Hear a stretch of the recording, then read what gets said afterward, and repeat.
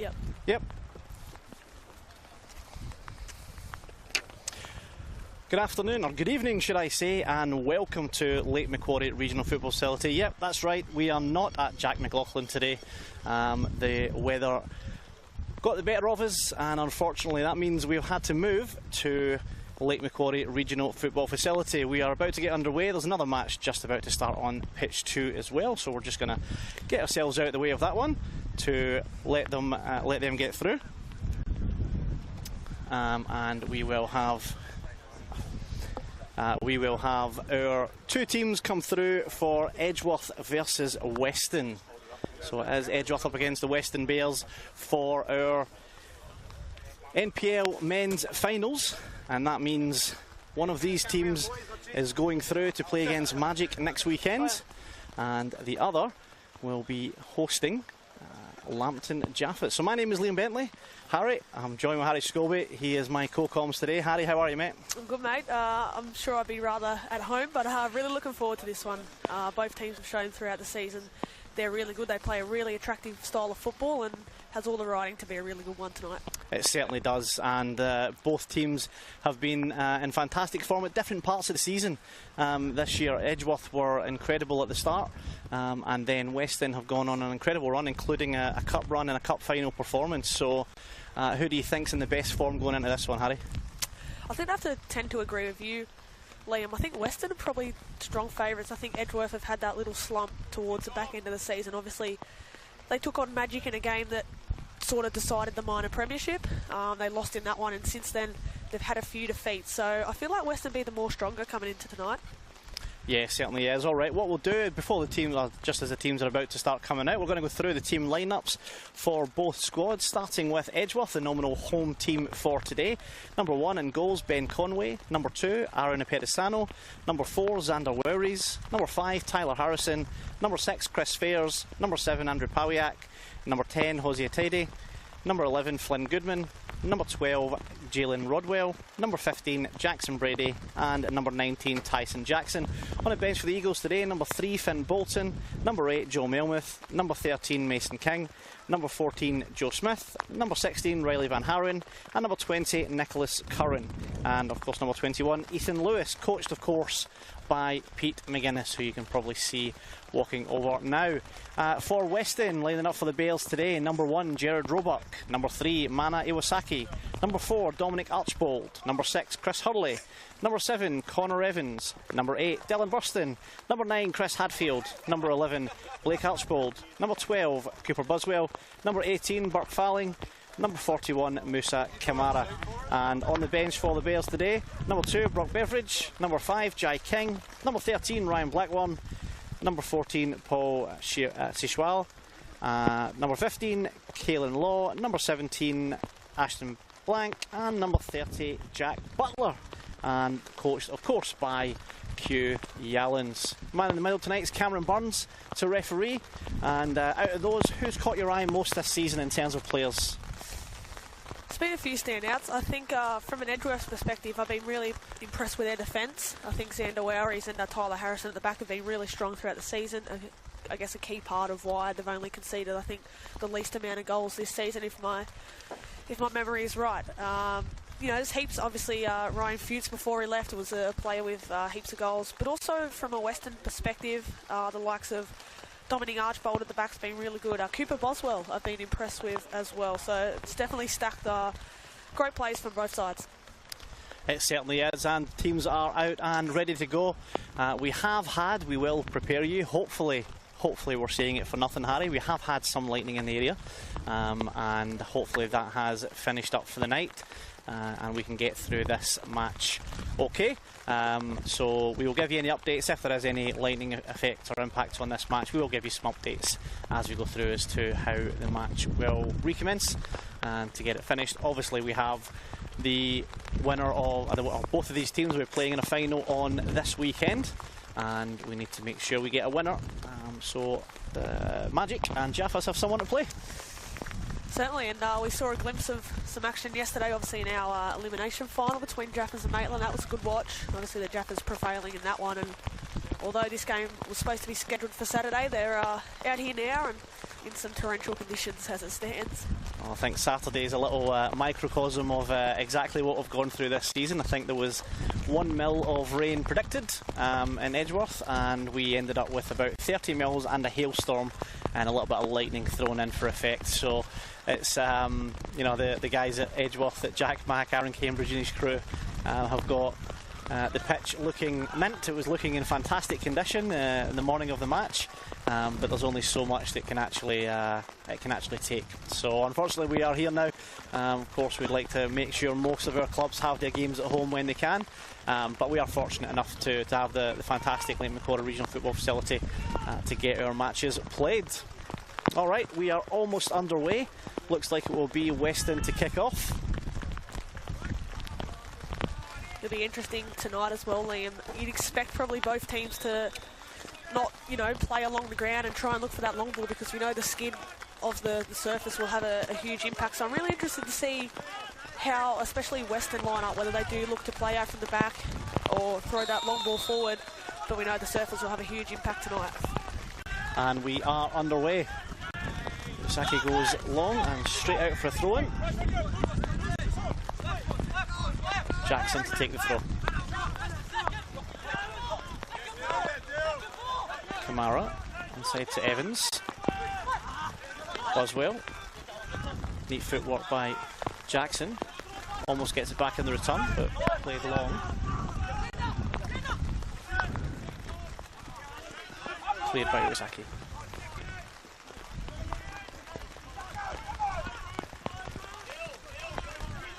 They certainly look for Iwasaki at the back to play that ball out. Harry, he seems to be the start of a lot of their attacks. Yeah, he certainly does early on. Sort of that linchpin from the back, and he'll be crucial tonight as well, because we know at the start of the season, especially Edgeworth found the back of the net a lot of times. Jalen Rodwell, the flag goes up on the far side. Again, they've got that pace on the break, Harry, to try and cause some trouble in behind the back of the Western defence. Yeah, they certainly do. It's a very different looking Edgeworth attack to previous earlier in the season, but already shown good signs. Rodwell takes the shot, it bounces in front of the keeper, and it will be cleared. Finds its way out to Falling and then Kamara. It's certainly a tactic a lot of clubs use when it's a wet surface, whether it's natural or synthetic, is bounce that just in front of the keeper and you get an awkward skiddy bounce of a shot, and it certainly looked like that was on purpose. Yeah, it was a good shot there from Wobble, and as a keeper tonight's not a night you're looking forward to with that skid, so well done to Roebuck on that occasion for parrying that one out wide. Kamara, Jackson just gets in the way. Doesn't quite make it to a Teddy. Archbold sends it far over to Dominic Archbold. Blake Archbold originally. Long ball up towards Hadfield. Hasn't Hadfield had a fantastic season? He's always been a good class of player, but I feel like this season he's really stepped up. Yeah, exactly. Really coming to his own this season, hasn't he, Liam? And he's been a key part of Weston's not only their NPL season, but some of the State Cup success they had, that Australia Cup run as well, and some of the goals he scored this season have been incredible, well taken, and I'm sure he'll be eager for more tonight.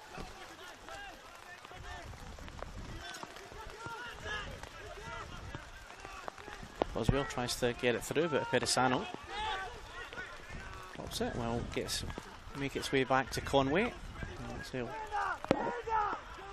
Wowries was waiting for it, but he's chosen the short option, which is a little bit more pressure over Rodwell's head. A long one through. Chris Hurley with a long switching ball. I'm not sure if that was aimed for Kamara and the run didn't happen, or it was just a long ball for touch. Looked like he was just trying to avert the danger there. Send that one long. Nod on. Evans sends it forward over the head of Pawiak. Kamara receives. Tidy. Takes it in the back, but up nice and quick. Gives it to Pedisano on the right hand side. He's looking forward, but cuts inside. Under pressure.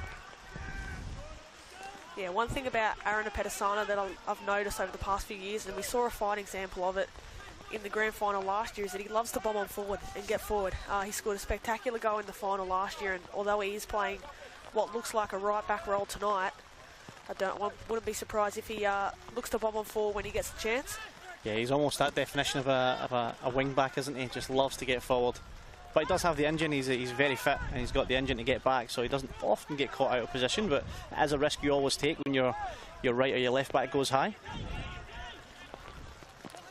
Evans puts it out, want to throw, doesn't get it. Apetesana will take it.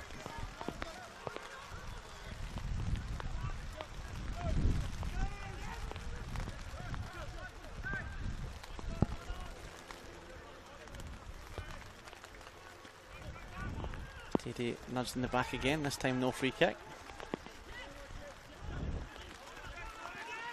Evans using his body. Hurley to Falling. And make its way back to...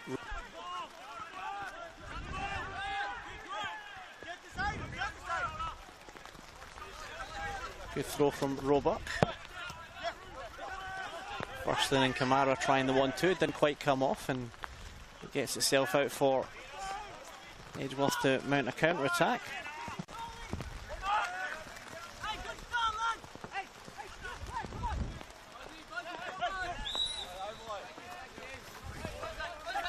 Throw from Jackson. This time finds Flynn Goodman.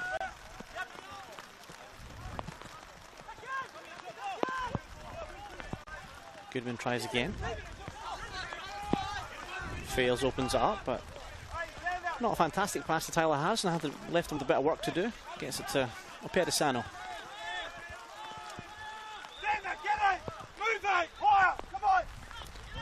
Sure you can hear Tyson Jackson working out some instructions from this left wing. Tells Xander Wowries to make some space for the ball, and he does, and he's got himself a good run through to Flynn Goodman, but Hurley's, I was going to say too experienced for that, but Flynn Goodman's got through. Flynn Goodman one-on-one, takes the shot, it's parried. It eventually falls to Goodman, it's cleared off the line. Flynn Goodman had 2 or 3 bites at the cherry there, but it was eventually cleared off the line by, I think, Mana Iwasaki. And we will stop here to check on Jared Roebuck. It's a lovely bit of play here from Wowries down this side, and that threaded ball through, and it looked like Chris Hurley was trying to shield that ball out, but Goodman's got in front of him there and created half a chance there, a promising chance there for the Eagles, but unfortunately not able to convert. And it's fair to say that Weston Bales have had some really bad luck when it comes to goalkeepers and injuries, especially head injuries, so they'll be really hoping that this is nothing serious. You have Jack Butler on the bench, who has tasted a little bit of first team football, but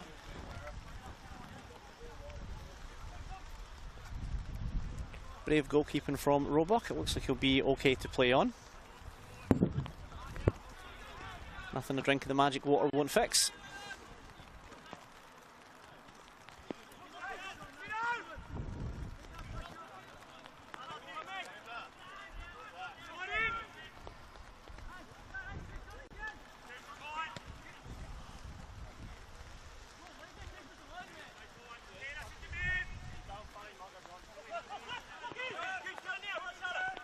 Some good signs early on from Edgeworth, Liam. They're coming out with some intent. I'm just watching Andy Powak as well. His communication, he's barking instructions early on. Certainly an energetic midfielder. He's added a lot to the Eagles, but a good start. Yeah, certainly Edgeworth have been the stronger of the two teams. Conway hasn't been troubled too much. Connor Evans uses his strength, gets to Kamara. He's got Farling just in front, but stolen off him by Fairs. Buswell trying to find Hadfield, and that was a solid tackle from Xander Wowries, although it looks like it has been given as a free kick. Now the question needs to be asked, was that a clear goal scoring opportunity? I think the shouts from the Weston's player is they're trying to argue the point it was last line of defence. Yeah, and if it is, then could be a possible red card. And it is a red card for Xander Wowries. Well, we said Edgeworth had the strength of the first half of the first part of the game, but that's certainly been turned on its head now.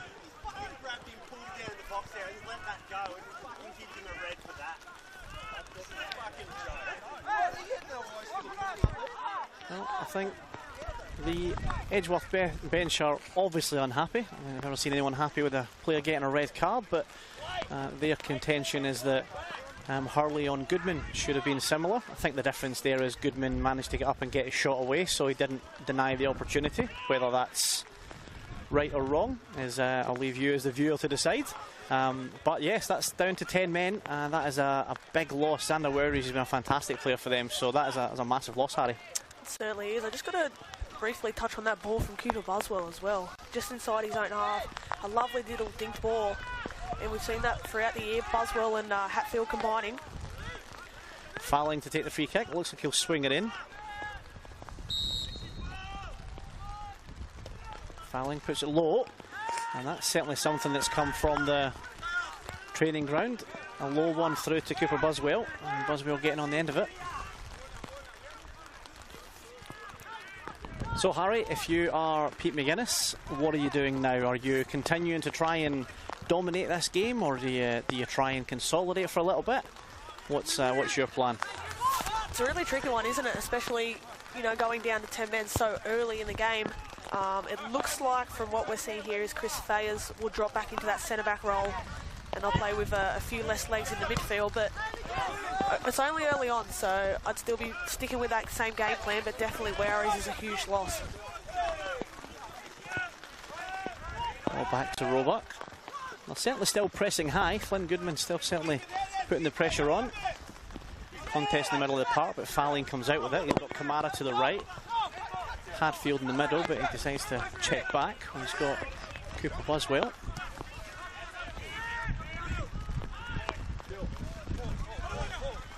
Weston back to Buswell. Buswell goes deep looking for Blake Archibald, but doesn't quite make it. More of a floaty ball in this condition.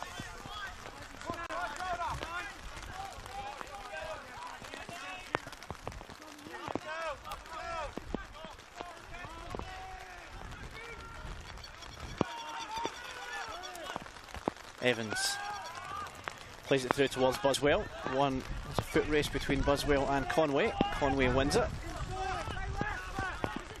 Finds Fairs. He's got Ty Jackson on the left. Tries to play the ball in behind Rodwell. Rodwell does win the throw. Evans. Kamara outnumbered. Pawiak comes out with it.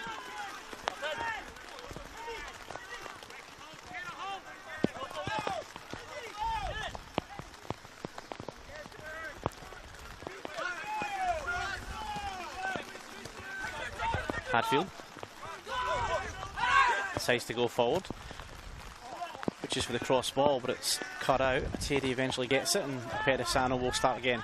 That's a question from the opposite point of view, Harry. If you're Q Yallins, now that they've gone down to 10 men, do you change your game plan? Because Edgeworth were certainly all over them for the first few minutes.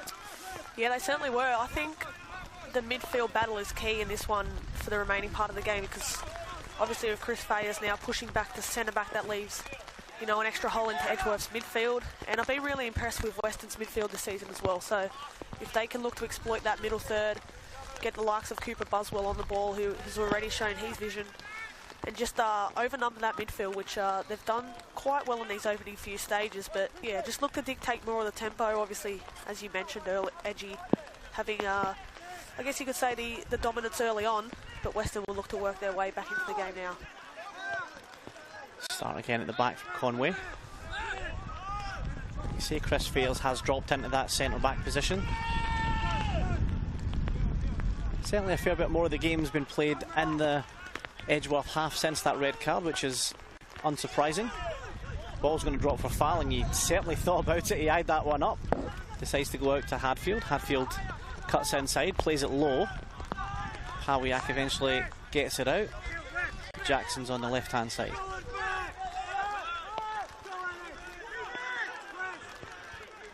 Fails, tries to find a Terry. I think this as well will be a real test of Edgeworth's resilience, Liam. Obviously, not having the best of form these last few weeks, obviously not clinching the minor premiership, which I'm sure they were after. I just think it'll be a huge test for a side that's not having a huge bit of confidence, obviously, at the start of the season. Sitting nice and high up on the ladder, but the last few weeks have been a little bit disappointing in their regards. But they'll be looking to, even keep fighting, even though they are down to 10 men. Yeah, absolutely. Throw in on the far side to the Weston Bears.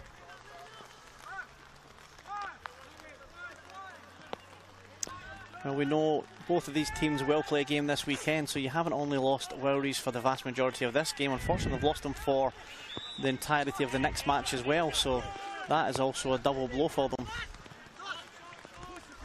Jackson inside to Terry. Neat turn past Evans. Finds himself some room. Goes outside towards Flynn Goodman. Goodman tries to front up, but the numbers just potentially a little bit too many. He's still got it, has Flynn Goodman. And again, it is just a numbers game at this point. There's 1 on 3 there. Pedisano up against Blake Archbold.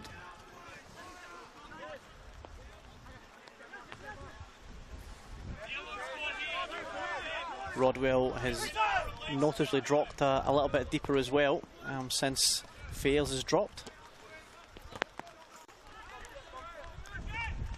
Pedisano gets past Archbold. Tries to find inside to Goodman. Goodman takes the shot, and Flynn Goodman scores. Well, you spoke about it earlier, Pedisano getting up and down the wing. He got up, he put it into Fails, who didn't look favourite, but he controlled it, and he's poked it into the left-hand post, and it's 1-0 Edgeworth, Harry. Huge for the Eagles, like you mentioned, Pedisano. Huge play down the right-hand side there in the cutback. I think the skim of the surface might have just made it fall into the path there of Goodman. He's done tremendous there to find the back of the net. The 10-man Eagles lead. Well, that very much changes the game for the side with 10 men. When you're 10 men and you've got a lead, then you can't afford to sit back. And that's exactly the response Pete McGuinness would have wanted to the red card. Exactly, and I think you could tell by the reaction of the Edgeworth bench how much that first goal meant to them. You wouldn't want to go down to 10 men and then concede the first goal, so huge for the Eagles.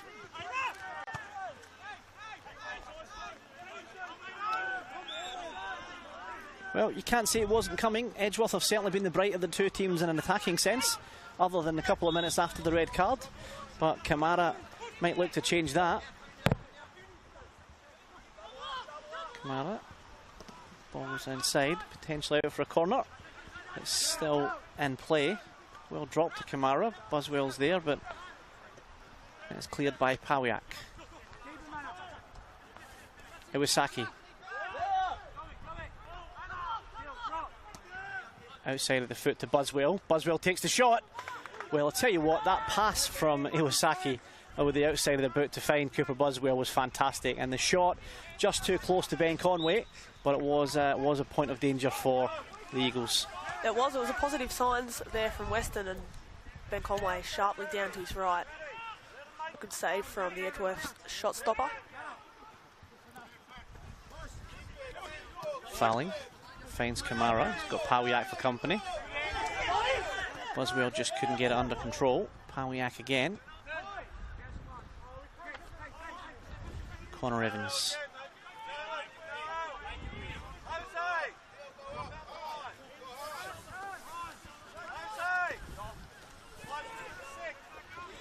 Pedisano.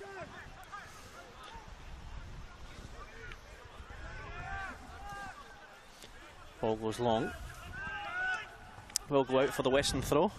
Is the range just eased a little bit? I don't want to curse as Harry, but the umbrella's down. And hopefully we can enjoy the rest of it in a albeit cold night, but not too rainy. That would be nice. Yeah. Hope you haven't jinxed it, but I've definitely jinxed it. The whole season's been jinxed, Harry. no, so far so good. Hurley wins it in the midfield, shows strength against Pawiak, gets it to Kamara.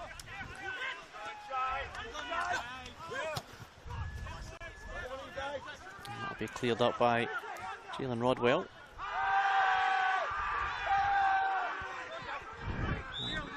As As I mentioned, there is a zone league game going on the pitch behind us, so those cries went from a bench here. You haven't missed anything off camera. Dylan Buston gets it back to Roebuck, who decides to go long, but there's no one in the away colours of green for Weston anywhere near where that one landed. But Pedisano just dallied on the ball for a little second and found himself under a bit more pressure than needed to be.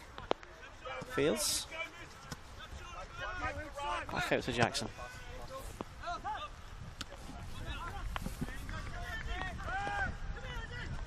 Terry gets it outside. That definitely did curse his. Ball comes in again towards Goodman.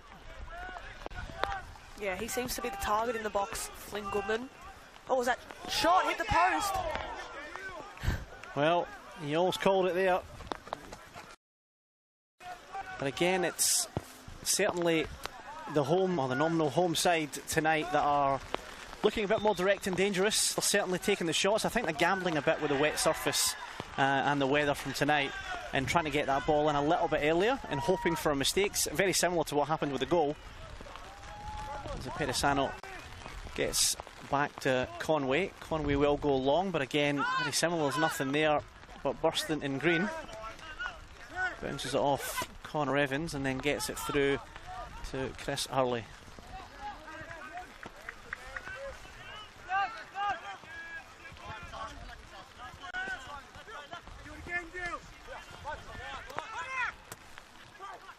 Connor Evans back to Dylan Buston, but Ty Jackson gets in there. Pawiak wins it.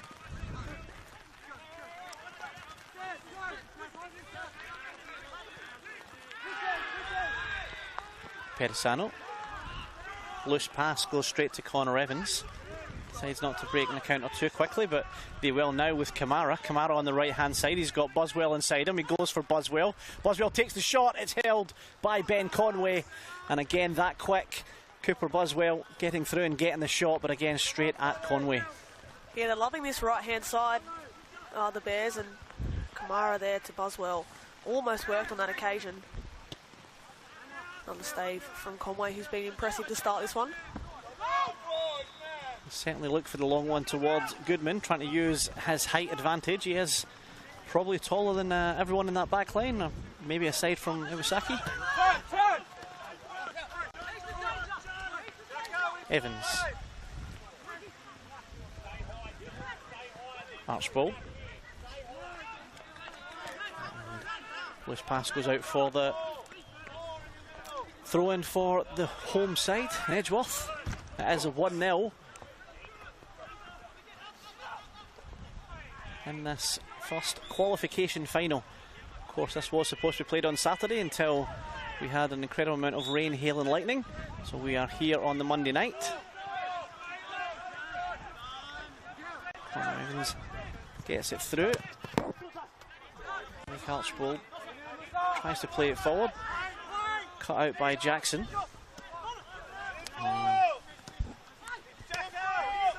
Kamara with a quite risky pass back to Archibald there, but it does make its way to Buswell. Buswell's got a bit of real estate in front of him. He's played it through to Hadfield, but I guess the pass was just a little too straight. And Conway is already in absolutely no rush to pick up the ball. Yeah, just overhit there from Cooper Buswell, but him and Hatfield have combined well all season. You can just see Buswell dropping deep to receive the ball and Hatfield getting in on behind. And those two combined well early on, and just potentially signs of what's to come for this Western attack. Edgeworth have reacted well to that send-off, but Western not out yet. Goodman again winning the aerial challenge, but it will drop to Roebuck, who will go straight out to the right-hand side. Iwasaki's got Dylan Buston on his right-hand side, who has an acre of space in front of him if he wants to use it. Just keeps it in. Kamara. Connor Evans. Goes out to the left-hand side. Archibald tries to thread the needle, but unsuccessful. Goodman wins it. It's 1-on-3 at this point. He is looking around for some help, doesn't have a whole lot. I think he'd take the free kick now if he was fouled, but he's still trying to work it through. And that is Unfortunately, a symptom of going down to 10 men when you are defending and you have a counter-attack. You tend not to have as many numbers up there supporting.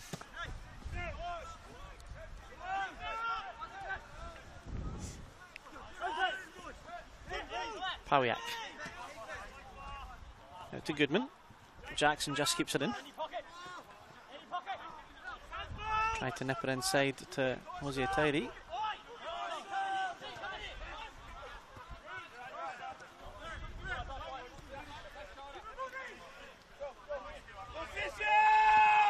Hurley.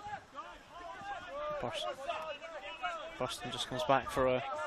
Sorry, Archbold comes back to bounce it off. It's now out to Iwasaki on the right. Here's Burston. Fouling. Kamara wants a free kick, gets it. Tell you what, some really nice football out from the back from Weston. It started with Roebuck. They've built their way up the field really nicely. One thing I've liked about QL inside this season is the speed of which they move the ball. They love to hold possession, maintain possession, and certainly just looking to create more chances in that final third. That's a lovely ball from Hurley over to Cooper Buswell, who puts it back in towards the middle. It is eventually cleared, but it's still dropped. The offside flag will go up. I think that was just on the line there from Hadfield. But again, there's a searching ball there from Hurley straight to Cooper Buswell's feet. And they just found a little bit extra room, which will happen when there is a player less.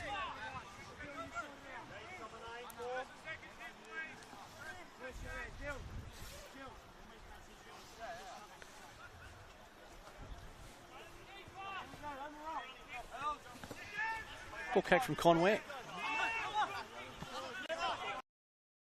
Touch out Goodman, but the header only finds Fouling, who's got some space in front of him.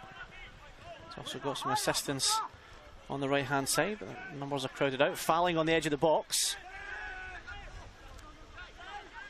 Jalen Rodwell. Teddy. He's looking forward, but doesn't have a lot, so he's gone out to the right hand side. Pedisano on the overlap. Trying to find him. He's got the pace to get there, and he has. Pedisano plays it back. All the way back to Pawiak.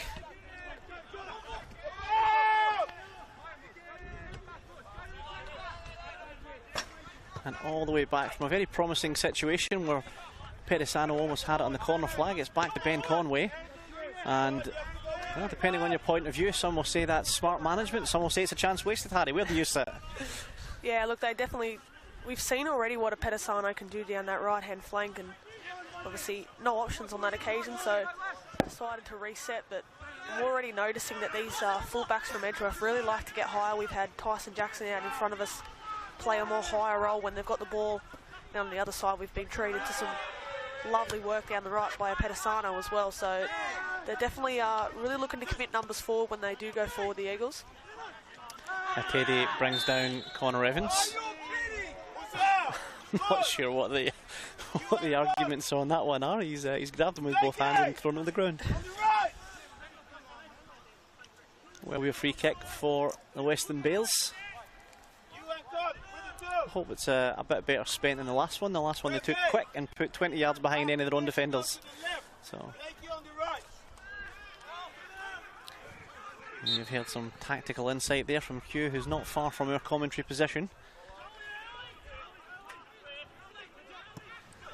All the space in the world for Burston on the right hand side. Crosses it in, but the cross just didn't make it. It's eventually going to go out. It didn't look like it was going out for a fair chunk of time. Connor Evans will leave the throw for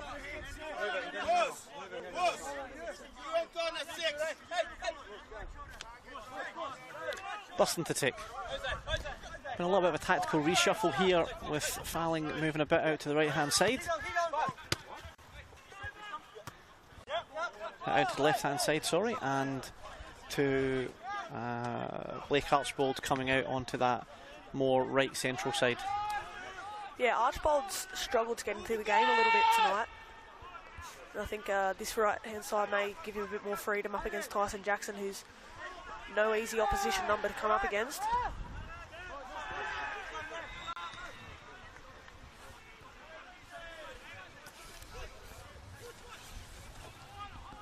Ball out to Falling, who has found some space on that left-hand side. Puts it into the middle, but just finds its way through to Conway.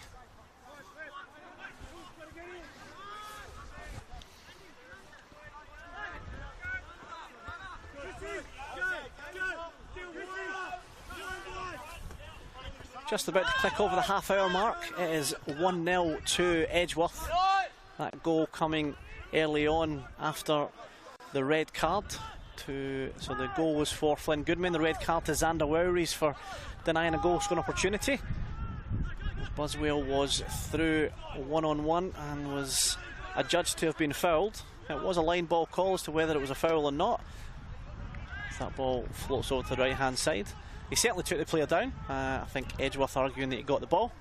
But the red card was given. Good communication between the ref and his assistant to come to that decision.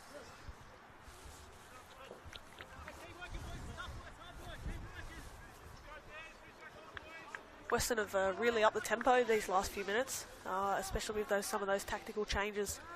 And I expect, that's sort of how the game's going to play out in the second half as well. Obviously, with that man down, the halftime chat will be obviously looking to exploit that advantage. And yeah, I just feel like these last few minutes they've really picked up the intensity.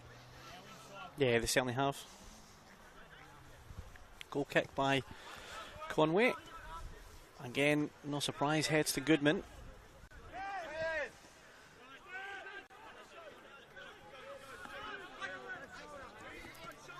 Weston to Archbold.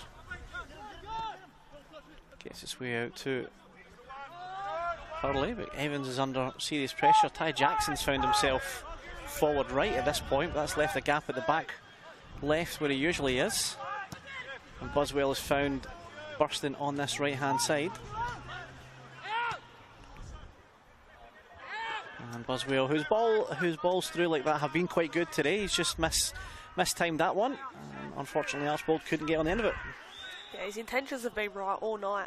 I think just the execution, some of that surface won't help as well, but he's definitely looking to be the creator here in the middle of the park for the Bears, who, like I just touched on earlier, have really looked promising these last few minutes. They'd love to pinch one before the break.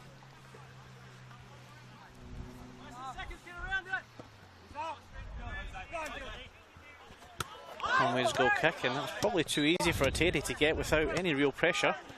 Couldn't keep possession though. Archbold to Kamara, but free kick given. And Kamara has tried to play the ball, but just too quick for him was Jackson Brady.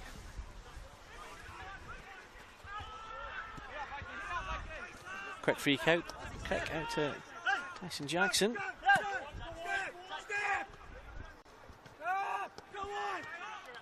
Certainly a lot of numbers forward for Weston here. They're putting on that pressure very high.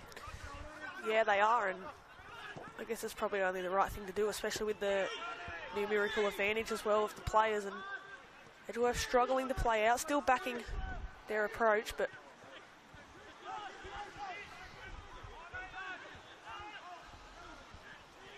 all cut inside, but it was a cross with just a little bit too much pepper on it. We'll go out for the throw-in.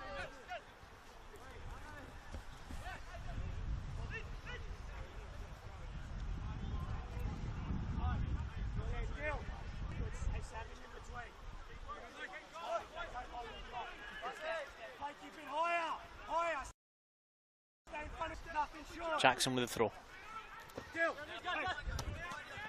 It's to Burston. Finds its way through to Hurley, but outside of the boot effort goes to Perisano, who's very high effort. Just drops in the middle. Contested between Kamara and Ateri. Drops to Falling. Buswell, who keeps finding little pockets of space. Burston on the right hand side, not under too much pressure to make a decision. He is now. He does have Archbold on the right with him. Goodman again, very good with his feet. I think had Jackson Brady got the ball, he was probably a yard or two offside there. Kamara. Archbold finds Budswell. Neat touch inside, but that was red. It's a difficult ball back. Ty Jackson makes it good. Harrison. A lot of pressure on Harrison now with Wowry's off to lead that back line.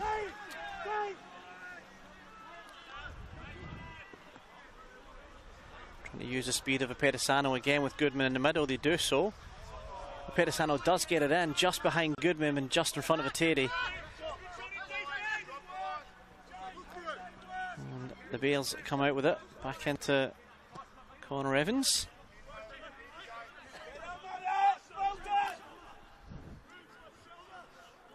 Falling.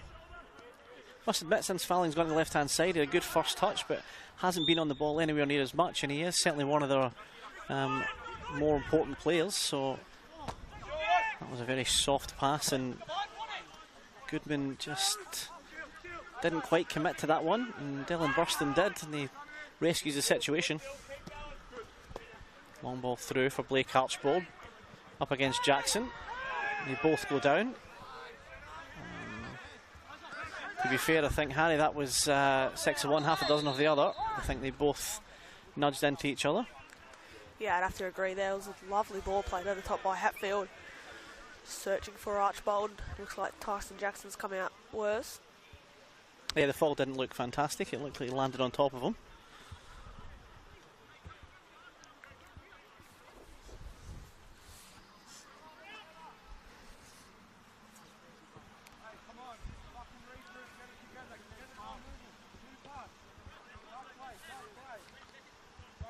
The last 10 minutes of the first half, it's 1-0 to Edgeworth Eagles over the Weston Bears. And that'll be a drop ball. There was no foul actually given, so it'll be a drop ball in the possession of Edgeworth, I imagine. They'll want to get Ty Jackson back on as quick as they can. He's an absolute workhorse on this left-hand side.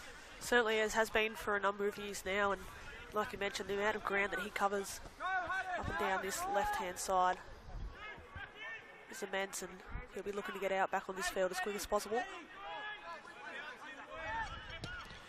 Conway going long, trying to find Brady, who's gone a little bit higher as well to support Flynn Goodman. 1-2 with Goodman. There will be an Edgeworth throw-in.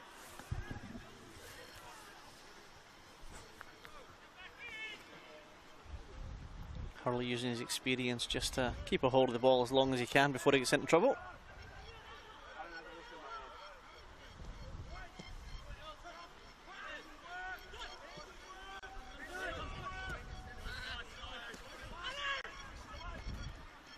Hadfield plays it through, the deflection gets it through. Archbold is certainly going for it. He certainly doesn't mind chasing the lost cause as Blake Archbold. Yeah, I was going to say, most certainly he's looked a bit more promising since he shifted out to the right. Just a few runs in behind there, in behind Tyson Jackson and Chris Faze, and I feel like if they can keep looking for that ball for Archbold, he may get his chance. Fouling. A floaty ball inside. Miscontrolled by Iwasaki, which you don't say too often. Iwasaki comes out, he's looking for fouling on the left-hand side. Pedisano sticks the leg out, gets in the way. Pawiak is just outnumbered. Fouling on the left-hand side. Thinks it across, gets to Cooper Buswell, and just nestles into the goal behind the goal, but not quite on target. I don't think he realised he had as much space as he did there, Harry. Yeah, I think if I was Pete McGuinness, I'd be quite disappointed with the marking there in the box. It's a huge open free header there for Buswell, and I'm sure he'd love to have that one back again. And just as we say, Burke Fowling had been quiet. He sets up one of the clearest chances Weston have had, so again, that's why Q knows a hell of a lot more about football than you and I, Harry. That's why he's made that tactical change.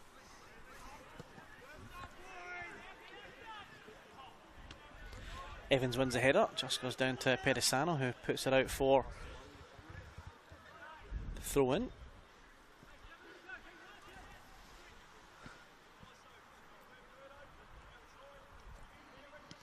Trying to find Hadfield. Does eventually get there, but loses out. Connor Evans. Again, lots of space on the side when you do that quick switch over to Dylan Weston. Certainly feel, Harry, that they are very purposefully stretching from left to right to create those spaces. Yeah, exactly, and like you mentioned earlier, Liam, the space is there out wide. And if they can get that ball out wide early, there's certainly a lot of space, and we've seen on multiple occasions Dylan Burston down this right-hand side getting forward, and I think if they can keep using this width, they'll have a tough outing for both fullbacks for Edgeworth. But if there's two fullbacks in the league that can work that rate for that long, it probably is Ty Jackson and Pedisano, as Goodman almost finds his way through. Falling is back there. Neat feet from Falling. His work rate and power is fantastic, and that is a great contest between him and Aaron Pedisano. Falling does come out with the ball, tries to get it into Hadfield, drops to Hadfield's feet. Hadfield takes the shot, and it is great defending there by Tyson Jackson. We were just talking about him. Hadfield looked like he had the spot and was going to take the shot, but just closed down by Ty Jackson, Harry. Yeah, absolutely crucial recovery there from Jackson, just to avoid that danger. And it looked like Hatfield had all the time in the world, and Tyson Jackson coming across there and making such an important tackle just before the break as well. Yeah, it looked like he came out of nowhere there. It just looked like Hadfield had, like you said, a lot of time to take that shot, but under very quick pressure from Jackson. Back with a throw-in, gets to Kamara.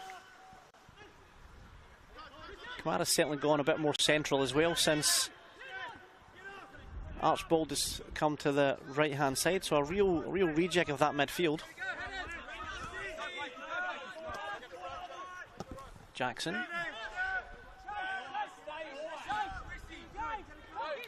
Jay Rodwell acknowledges that. He's on all day they've made that run, but just not that time.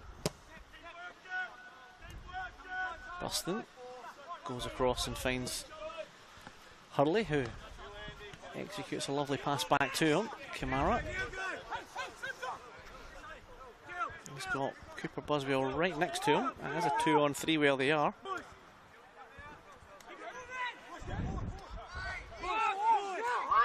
Edgeworth setting their stall and saying if you can break through us, go for it. But at this point, you're going to have to play around us.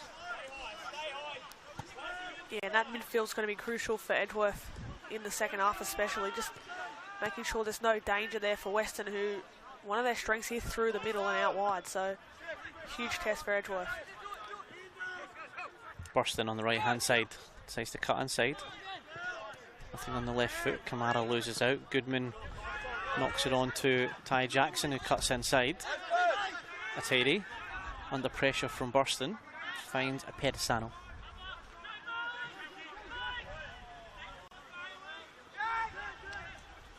Rodwell finds Goodman on the left-hand side. Got Iwasaki for company. Goodman cuts inside, takes the shot, but it's blocked. And 2 or 3 green jerseys in between him and the goal. Kamara retains possession, gets it back to Hurley.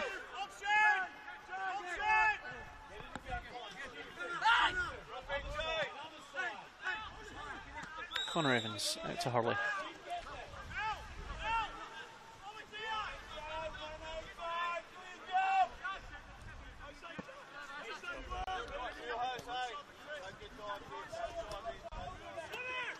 Archbold back to Dylan Burston.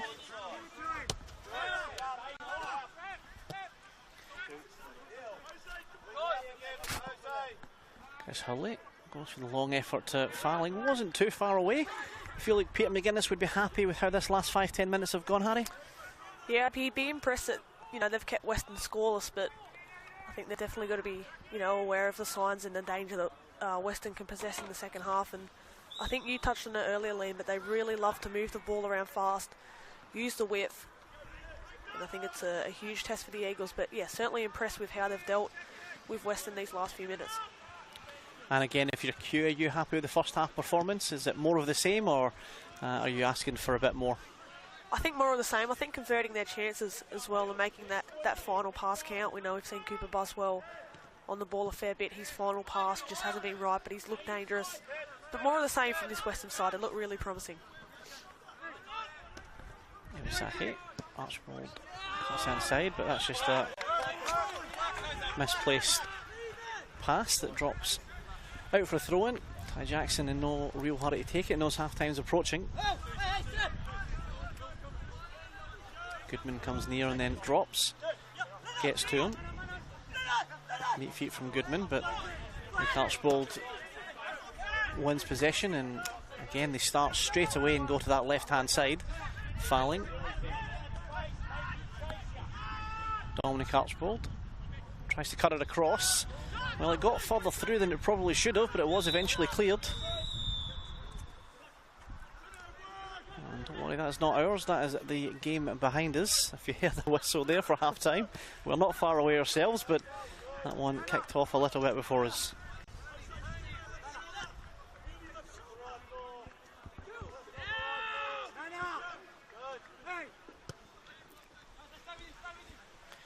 Fourth official just indicating there will be a minimum of 2 minutes to be added on. There was a couple of injuries throughout it.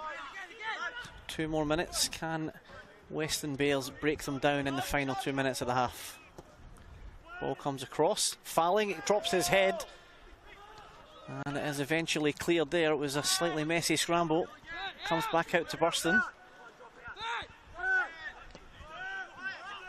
This is what Western like to do, Liam. Hold this possession, move it fast, and as soon as they find that breakthrough or that chance, loft it forward. And we've seen them be patient. They're just got to find that final breakthrough.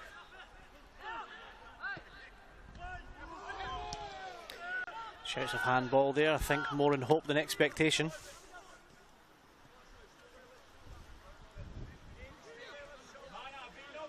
Throw-in goes straight to Roebuck. And Goodman putting on a one-man high press, but he is certainly supported very soon afterwards by Terry. And then Rodwell. Jay Rodwell gets it out to the right-hand side. The cross is put in. Drops to Goodman again, and it was so similar to the first goal, Harry. That ball coming across to Goodman, he had a small window of time to turn around, take the shot, and the shot was deflected over for a corner kick. Yeah, Western need to be aware of that threat. I think Flynn Goodman's positioned himself about on the penalty spot for a couple of times now, and the ball's found him. Another chance there for the Edgeworth striker, but it remains 1-0. Corner for Edgeworth. Atene, and it's cleared off the line. Goes back in, and safely by Roebuck. Well, Jose Atene there almost doubled the lead for Edgeworth Eagles just before the half-time whistle. But we probably have time for one more counter-attack. Cooper Buswell striding forward. He's got Iwasaki on his right-hand side. He's jumped on as a right winger. Into Kamara. Buswell slightly frustrated. He didn't get the 1-2 back from Iwasaki. He does apologise. The ball drops through. Gets to... And that is half-time here at Lake Macquarie Regional Football Facility. It's Edgeworth Eagles 1, Weston Bales 0. Edgeworth Eagles down to 10 men after the early...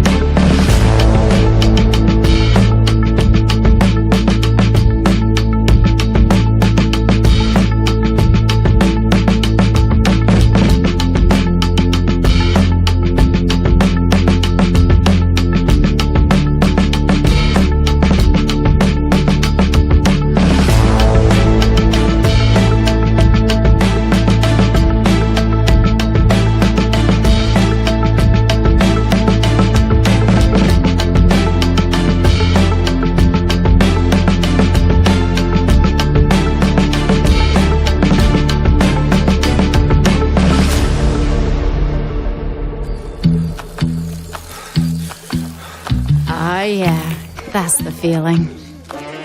Progress. Momentum. Getting somewhere. That's what it feels like when you bank with Newcastle Permanent. With local experts and award-winning customer service. We're here for you, and we're here for good.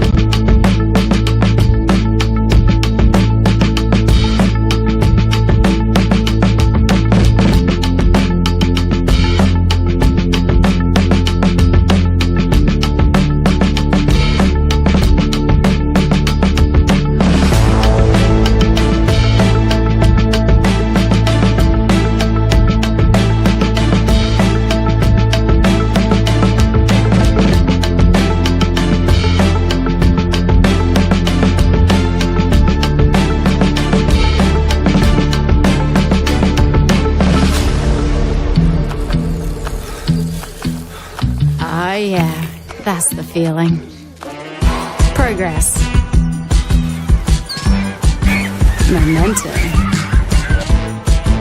Getting somewhere. That's what it feels like when you bank with Newcastle Permanent. With local experts and award-winning customer service. We're here for you, and we're here for good.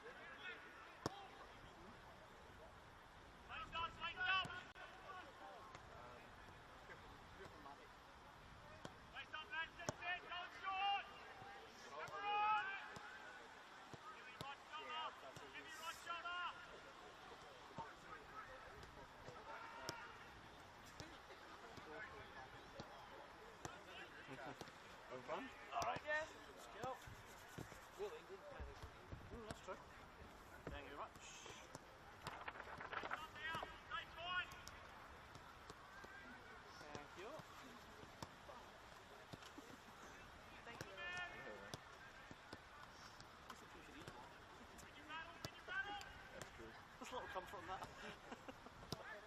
Let me know when you guys are ready. Whenever you are, mate. Tell me. Welcome back here to Lake Macquarie Regional Football Facility as both teams make their way back out onto the surface here. It is The Edgeworth Eagles leading the Weston Bears by a goal to 0. They're down a player, down to 10 men. And half-time team talks. What do you think the team talks have been from, let's start with Pete McGuinness. What's his team talk been, Harry? Well, I'm actually really interested to see how Edgeworth approach this second 45. We know they're down a man. Whether they do look to be that sort of team that's going to hit on the break, whether they do keep playing their football, but I think being wary of Weston's threat as well, because they've got a lot of danger. There's Kula yelling inside. So.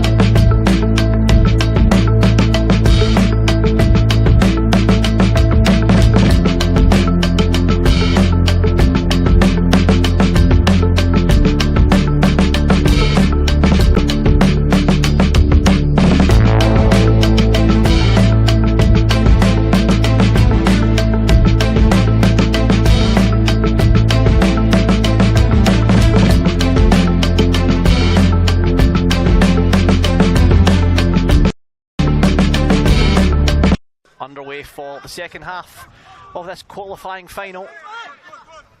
Let's see, Pedisano goes long, but it gets its way just through to Gerard Roebuck. So put your Q Allen's hat on for me, Harry. What's he saying to his team? I think exploiting the midfield. I feel like, we've obviously a less man in the midfield for Edgeworth now that Christopher Faze is pushed back. I feel like playing their brand of football, we know it's really fast-paced, and I feel like if they can get numbers in the midfield and then use the wide outlets from there, we know what they produced in the first half through Buswell and Farling, who look really promising. So just doing more of the same that they were in the first half. One ball through, Hurley clears it,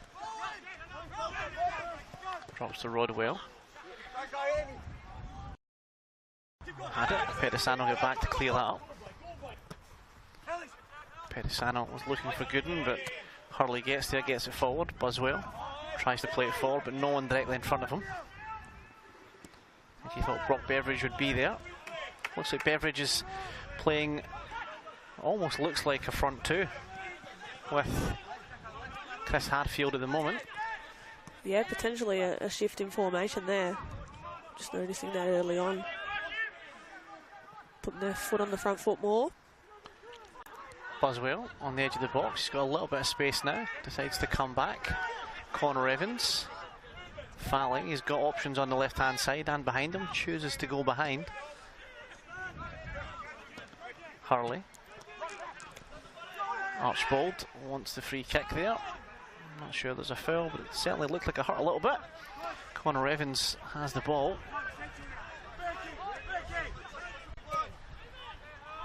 Again, just keeping the ball, making the 10 men of Edgeworth work. It's certainly harder work when you're chasing the ball, and it's even harder when you're down to 10.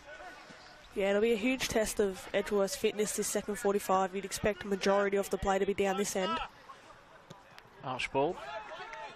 And that was a cross gone wrong.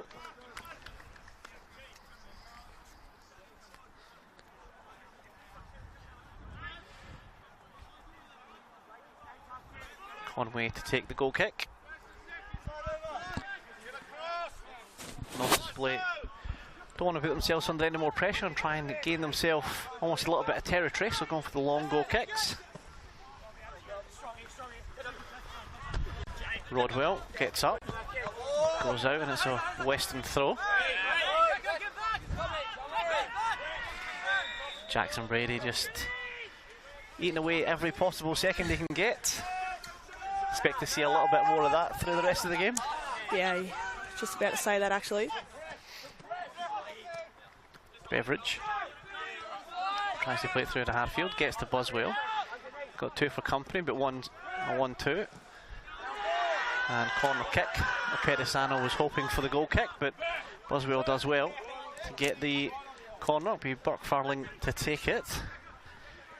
And they certainly have a couple of tall players, a bit of tall timber to aim for. Noticeably as well, Flynn Goodman's come back. It's all 10 inside the box for Edgeworth.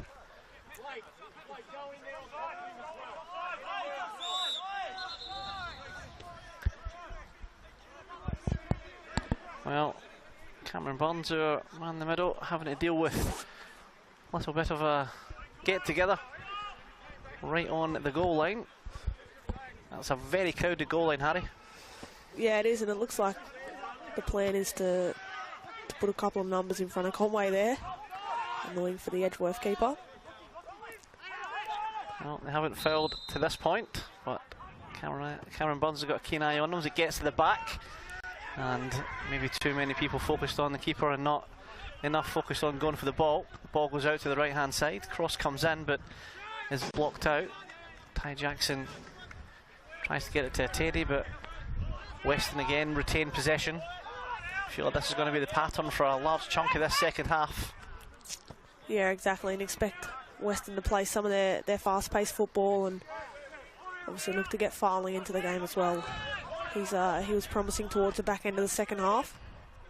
Got a few really creative players in this side, do the Western Bears, so they'll be looking to utilise them throughout the second half. Two very hard-working sides as well in the middle of the park, so I don't expect that the work rate will drop from Edgeworth. It's just a matter of how much legs they've got in them, playing upwards of 70 minutes with 10. Yeah, exactly, and I wouldn't be surprised if Pete McGuinness eventually starts looking to his bench as well for some fresh legs. There's a lot of youngsters on that bench for Edgeworth as well, so they may feature in the time to come. Buswell got some room in front of him.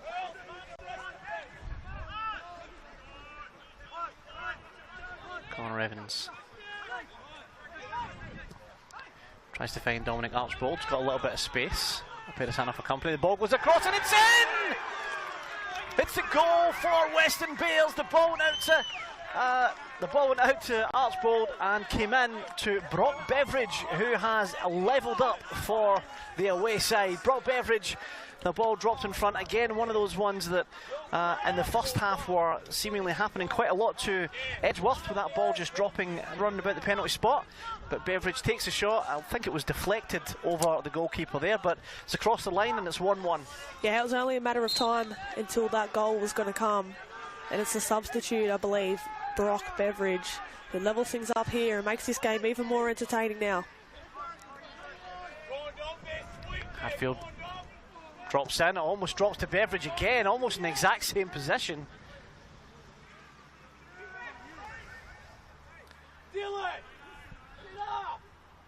Got a couple for company on the far side. Gets the goal kick. And of course a reminder that tonight does need a result, so it can be extra time or even penalties if we need to do so, to make sure we have a winner before the night's out.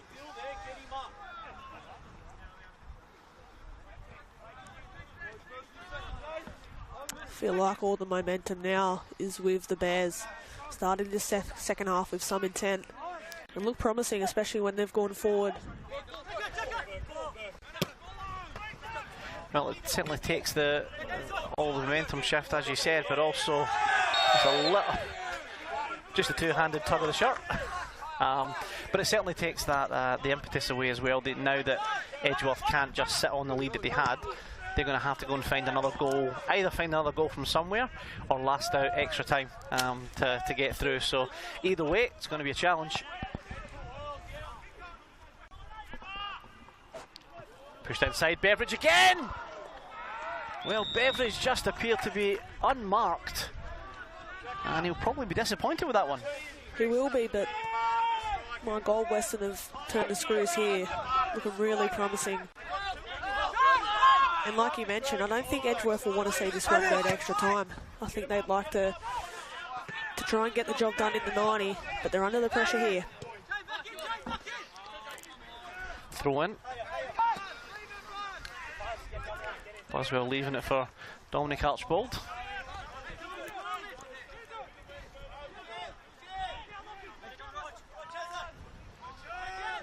Tries to find Beveridge.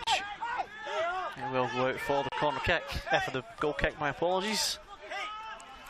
You can see a bit of frustration as well creeping in for this Edgeworth side. They'll be really looking to find a moment of spark, intelligence, a bit of creativeness, sorry. But you can't say that goal wasn't coming for Weston. Yeah, I fully agree. Evans. Out to Dylan Burston.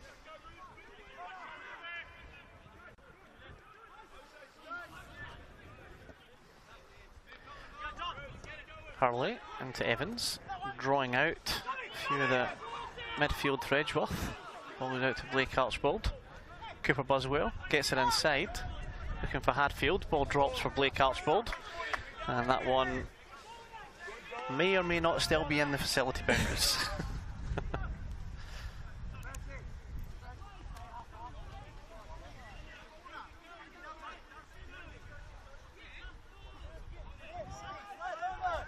Goal kick to be taken by Ben Conway.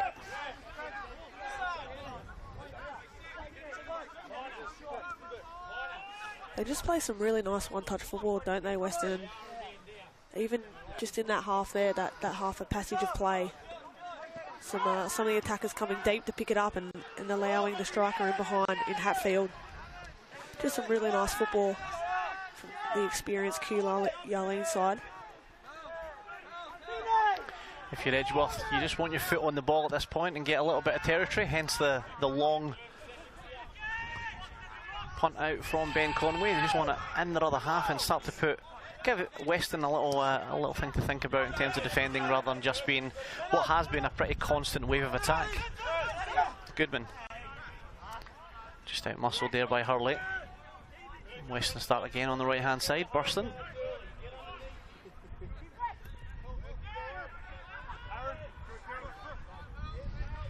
Again, that very deliberate switching from one side to another. Blake Archbold out to Connor Evans. Connor Evans seemed to have been in the middle of almost every passing move in the start of every attack here for Western Bears. Yeah, he certainly does, and it's a slow build-up from the Bears, but when they do find that midfield man, they tend to break as one, and I think Good ball through. Brock Beveridge goes again. Brock Beveridge! And it's saved by Ben Conway. Well, again, I think Ben Conway asking how on earth did Brock Beveridge get through there without anyone really putting massive pressure on him. But good save by the keeper nonetheless. It's a good save, but Beveridge, he showed some really promising signs he's coming on, and I think you could agree here, Liam. He could have a hat-trick by now. He could have. It could have been a very good sub-appearance. He certainly could have. But Weston, again, showing what they can do, and this set piece here, they'll be looking to try and to find the lead, but some really good signs. Fouling with the corner. Beveridge is the man that might get there. Just drops to Cooper Buswell. Cuts inside. Buswell puts it centrally, but it's cleared away by Jackson Brady. Hurley tries to get it back to Fouling, but just a bit too much on the volley. It'll be a goal kick.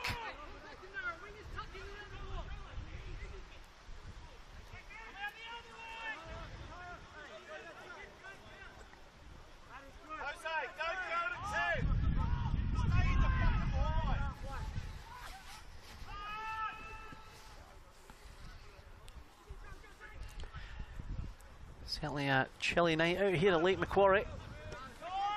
Football is hotting up, as is the NPL final series right here on YouTube. Harry, how does it feel to be a part of a million views of football right here in northern New South Wales? Fantastic numbers for the coverage and our support here. It certainly is. It's been a really good first season here on YouTube, and massive shout out to the team at Northern New South Wales and the people behind the scenes that make this all possible, including our cameraman here tonight.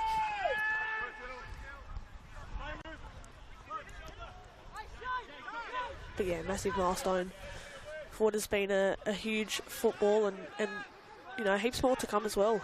I think we mentioned it on the call the other day with Chris McPherson, but this Regional Super League getting underway soon, and obviously all the NPL finals actions in the men and women. So Chris Hadfield goes through. Harrison gets there, gets it out to Jackson, plays it centrally, but again it just feels like it keeps coming back in waves. They are doing enough when the waves come, but no real territory, no one really holding the ball up in this second half inside the Edgeworth half.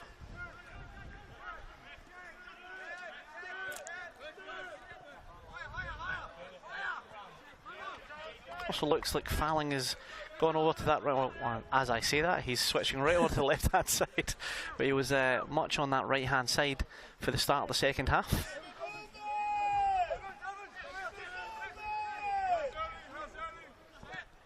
Roebuck. Hurley with another one of those raking passes across field. Here's Blake Archbold. Another aimless pass into the middle there. Just really struggling to play out the Edgeworth side, and whether that is due to the number advantage, but just seems to be a bit of disconnection in the middle there. And Weston really just upping the tempo here. Fouling. Archbold. Cleared, but Fouling will get there. Evans. Pedisano doesn't quite make the pass, but they do retain a bit of possession. Pedisano back to the right hand side. It stays in. Hurley putting Goodman under pressure and gets there. It is relentless pressure from the Bears at this point. Every single player.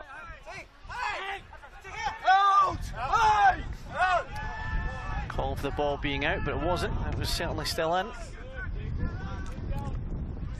Yeah, like you mentioned there, very aggressive press there from the Bears, and it started right here on the touchline with the coaching staff. Really encouraging that press, especially we've seen Edgeworth try to play out on a couple of occasions and they've been unsuccessful. Something that the Bears will look to do more of. Ready. You can hear the screams of up and compress from the Weston bench. There's no secret about what they're doing. They're putting high pressure.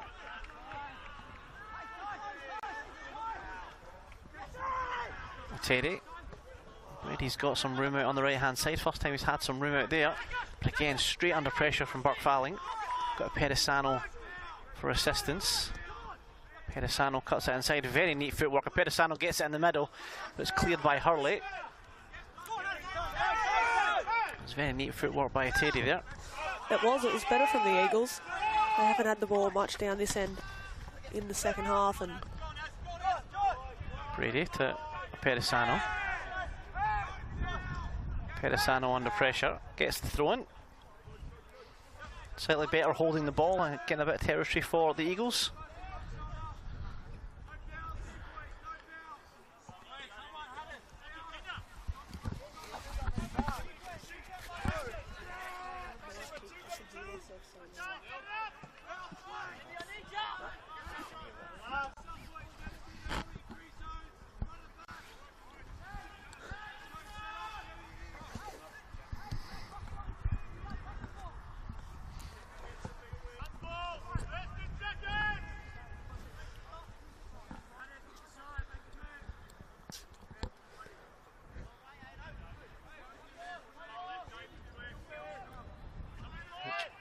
Match official just having a word with some of the subs from Edgeworth. Not sure what's going on there, but the corner will come in and almost off Goodman's head. Powiak coming in at the back post. Can't quite keep it under control, but will get himself a throw in. Getting a good bit of territory. Pete McGuinness will be happy with the ball up this end of the park. he will be, especially considering most of the play in the early stage of this first half was actually all Weston, so it's definitely good to see these last few minutes Edgeworth have found their groove and they were looking to dominate a bit more of the ball here.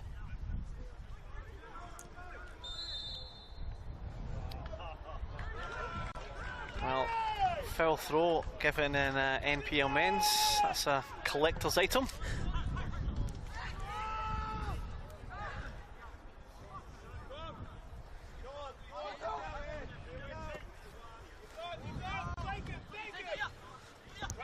Schwab tries to play it forward, but Conway quick off the mark there.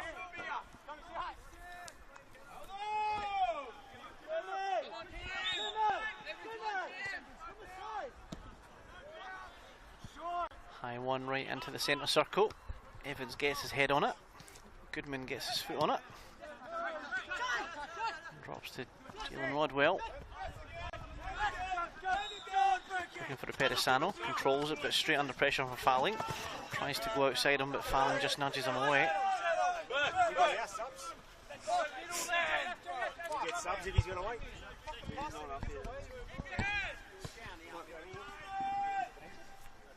He's ready to go on.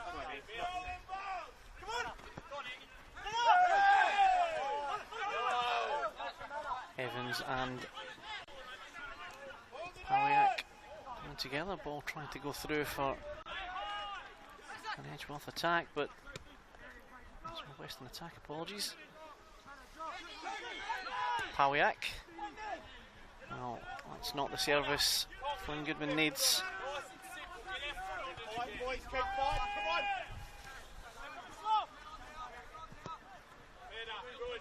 Evans out to Iwasaki. Right hand side. Dylan Burston goes central, nodded on, drops down and almost another. Well, again he seemed to find a whole lot of room there, but did not hit the target. As we'll come to a sub for the Edgeworth Eagles. Coming off, number 10, Hosea Teddy. He's been replaced by Nicholas Curran.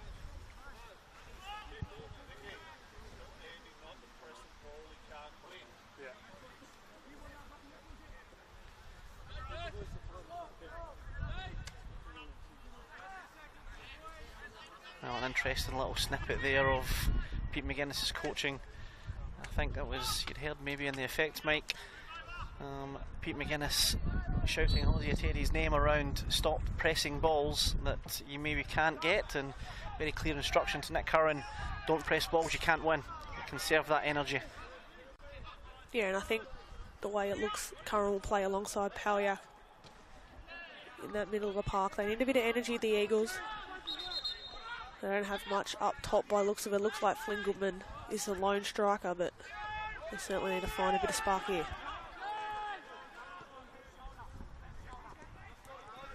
Goal kick.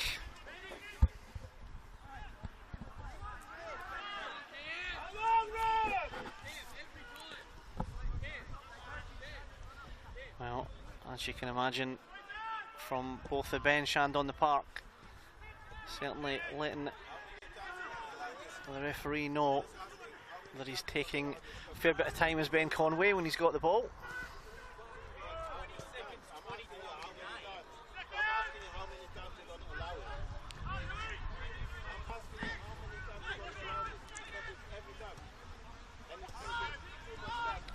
Throw in on the far side.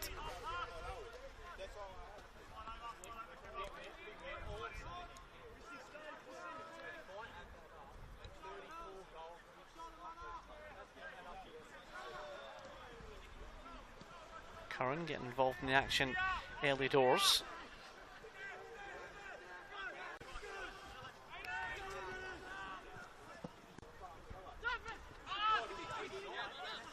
Push forward in the middle of the park. Curran gets there. Pedisano's on the right hand side. Pawiak. Pawiak plays it out to the left hand side. I'm not sure who he's seen, but Ty Jackson had to go back 10-15 metres to retrieve it, but he does retrieve it and gets himself a throw in. Reminder, it is 1-1, and we do need to get a winner from tonight's fixture, so extra time if required, penalties if required.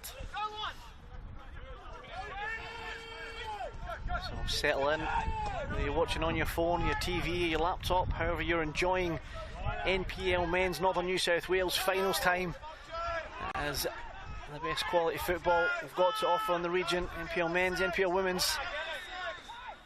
At least there's been no lighting. At least there's been, don't say that.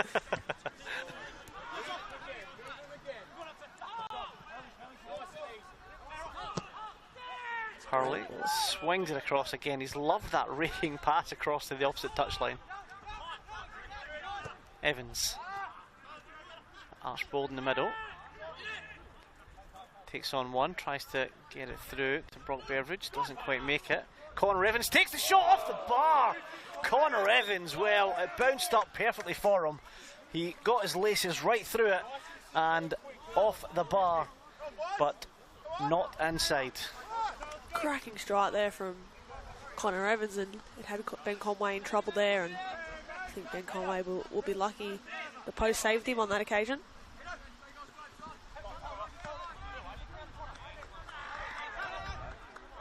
We spoke about it at half-time, Liam, the advantage of taking shots from outside the box, especially not on that occasion with the height, using the skid to full effect, and hopefully we can see more shots on target in the second half.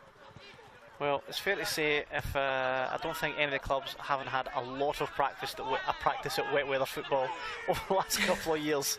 So you're right, those wet weather shots nice and low to make it really difficult for the keeper. So Pedicano tries to steer one through after he's cut into the left-hand side.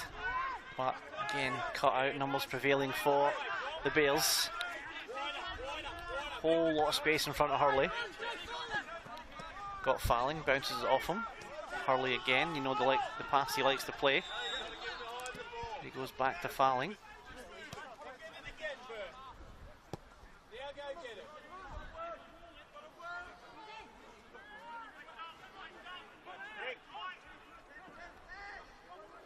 Through to Buswell. Buswell tries to... Well, I think that was more of a... I don't think he was trying to take a shot there, Harry. I think he was just trying to nudge that over to the back post. Yeah, I think he had the support run there of Hatfield, and I think that was his intention, but just not to be.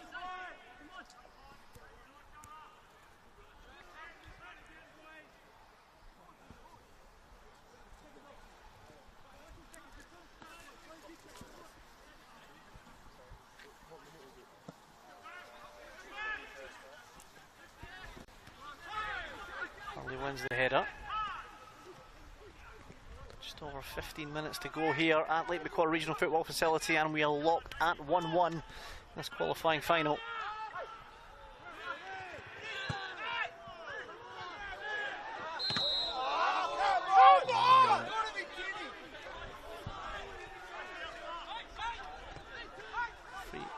Free kick given to Weston Bears.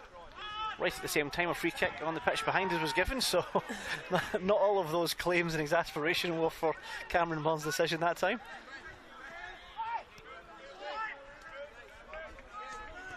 Well, I wouldn't settle in too long for extra time, because if there's been late drama anywhere in the world, it has been in our competitions this year. It has been an insane year for late drama, and there is absolutely... From last night, we had the Premiers, who were only top of the table for the last couple of minutes of the night in the NPLW, and of course all of the drama that unfolded on the last day of Hit 106.9's Northern League 1, as well as the finals drama that came from those lightning affected games,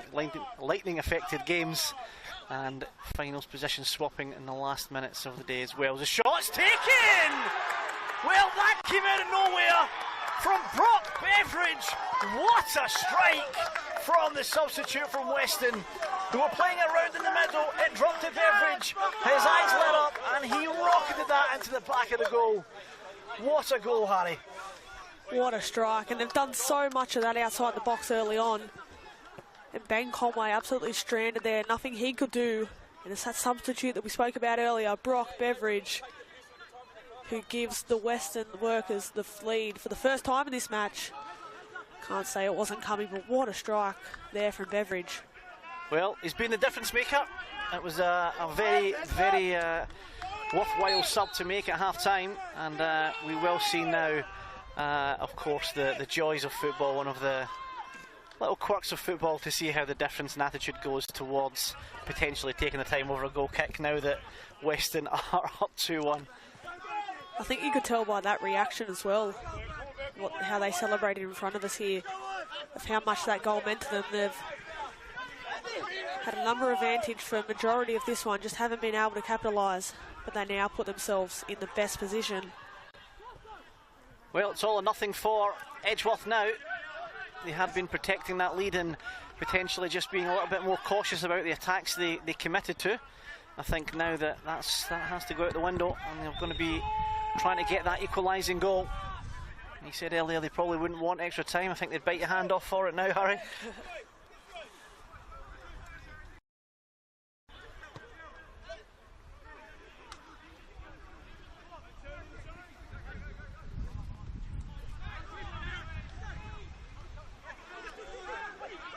Again, there's going to be gaps at the back. Falling, well, he made the run through, and Hadfield was looking to find him, but couldn't quite get the right pass. You will find, though, I imagine, Harry, there's going to be some gaps at the back as Edgeworth try and push forward to get that equaliser now. Yeah, and that can be something that Weston can look to as well if Edgeworth do commit heaps of numbers forward, which you expect they will at this late stage of the game. Just got to be careful as well. Ball through towards Goodman. He almost gets there, but will make its way through to Gerard Robert.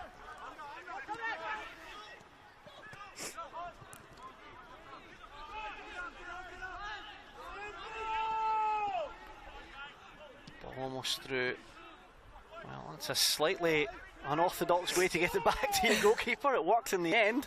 A couple of tricky passes and then a header which required a diving save from Ben Conway, but nonetheless they maintain possession and they've started the build up again on the left hand side. But as I say that, the ball goes out for a throw in, which again now Weston don't seem to be in any particular rush to take.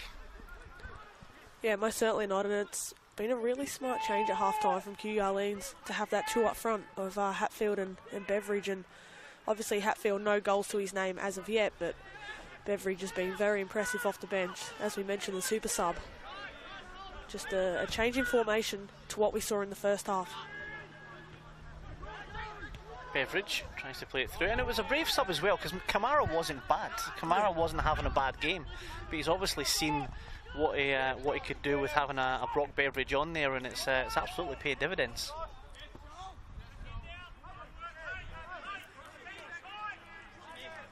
Goal kick from Conway.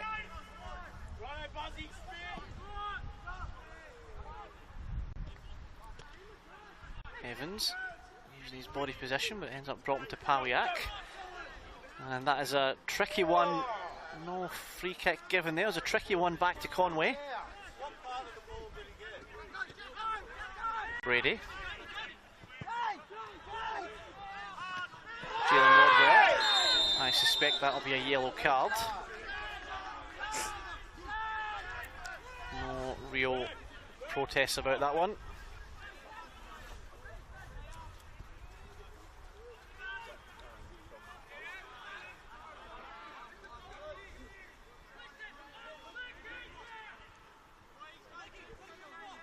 Probably one of the first set pieces Edgeworth have had in this second half, Liam, and it's fair distance out in shooting range, but they'll be definitely looking to get the likes of Tyler Harrison, even Nick Curran, the tall bodies on the end of this one.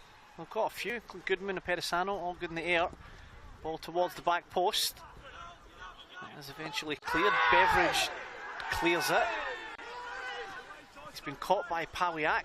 Good advantage played by Cameron Burns. Hadfield turns and takes the shot, but I think Brock Beveridge, the man of the moment, is in a little bit of strife, and I think he will need some assistance.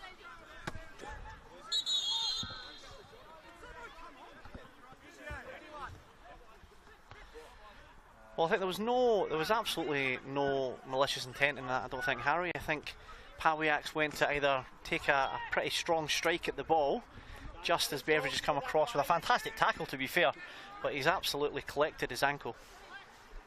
Yeah, and from a Pawiak perspective, he had all the right to go for the shot there and just caught the leg of Beveridge, but I think it's one of those where you've got to make that last-ditch challenge, and Beveridge has done so on that occasion, and still looking to get to his feet now, but hopefully nothing too serious for the man who's made such a positive impact on this game.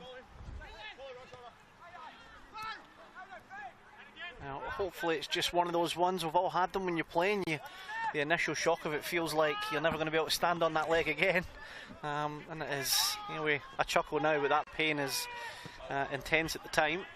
Hopefully he can, in best case scenario, jog it off and get back on for tonight's game. If not, come off, protect it and be involved for the rest of the final series, which at this point will be playing off for a spot in the grand final against Broadmeadow Magic.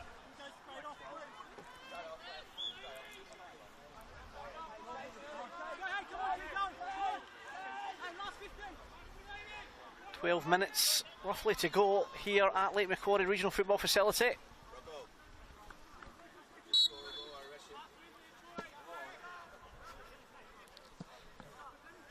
Goal kick.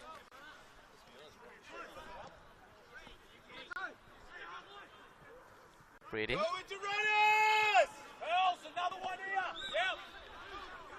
Brock Beveridge does get himself back on as the ball comes across. Cleared away. Harrison plays it straight through and out towards Perisano. Pawiak. Curran. Jalen Rodwell decides to cut inside. Tries to get through the legs. That's coming straight through her head. Will be a throw in to Edgeworth, who are now chasing the game, and that momentum certainly has shifted a little bit. Certainly a lot more Edgeworth territory in attacking here.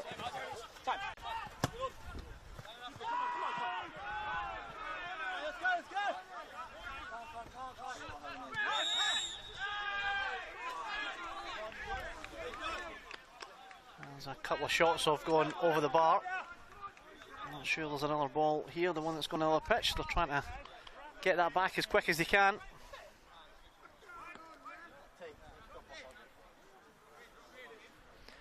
And it is thrown back over. Will be Harrison. It's given up to Perisano to take. We'll get ourselves back underway. I'm sure the time will be added.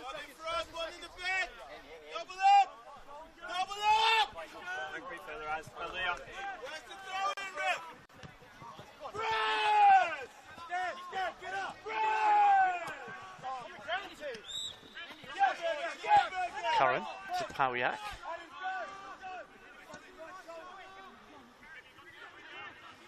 Ty Jackson on the far side.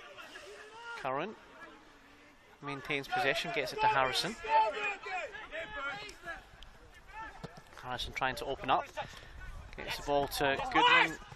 Well, I feel like Flynn Goodman probably could have got to that.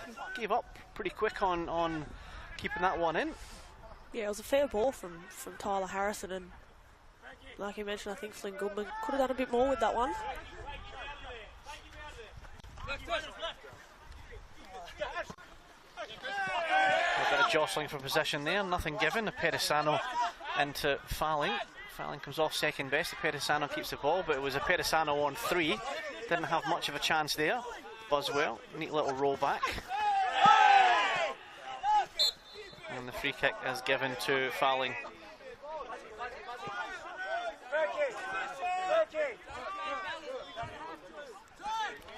With the free kick, looks like there'll be a couple of, potentially a triple sub here for Edgeworth Eagles. As we go into those last 10 minutes, it's, like I say, there's nothing left to wait for.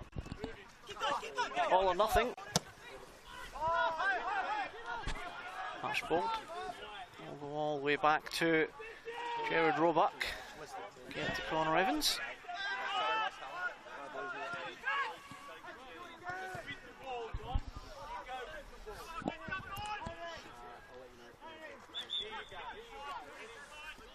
Connor Evans into Brock Beveridge, who's recovered from that knock after his tackle with Pawiak.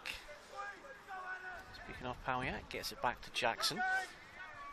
Iwasaki wins it in the air. Pawiak regains possession, cuts it inside, but yet he seems to be the everywhere man tonight.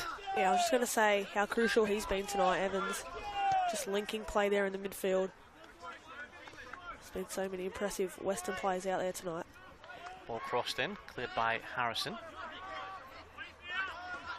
Curran tries to find Goodman, but well, it's a foot race now, and Goodman might fancy himself, but Hurley just gets the body position, uses experience. Ball comes out, and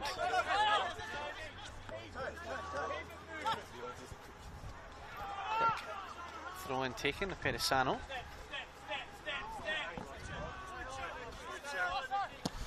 Harrison goes long to the other side and doesn't go to anywhere.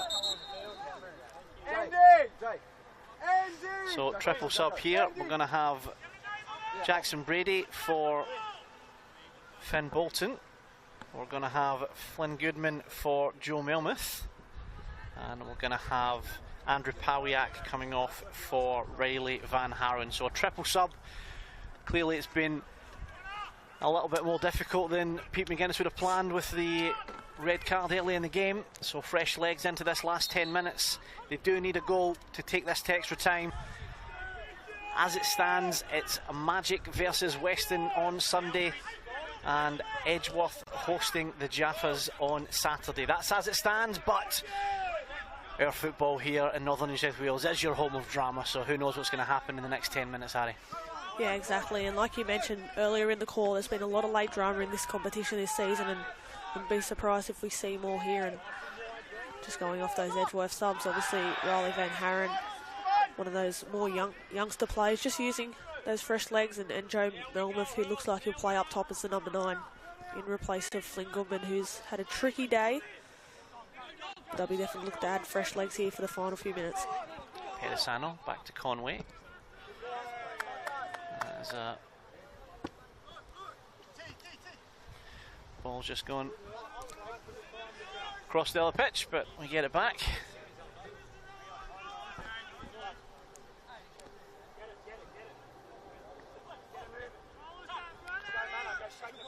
Buswell.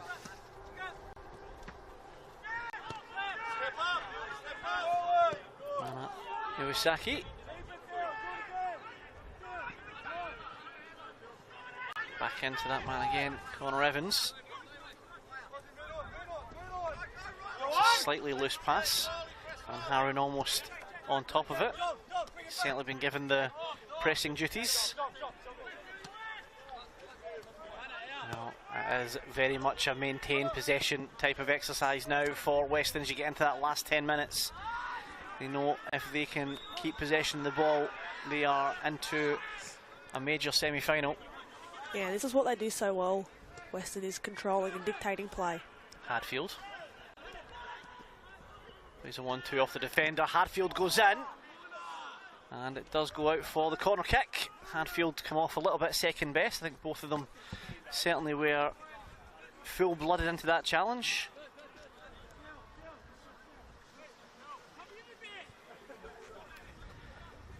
Referee just checking if he needs attention. Doesn't look like it, so it will be the corner. Fouling to take.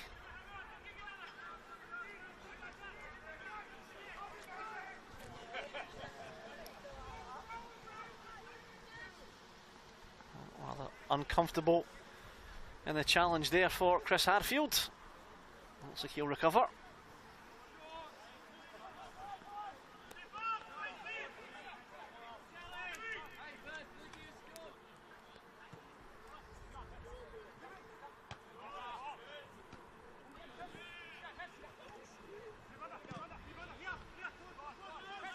I think that ball just gone to the other side of the fence, and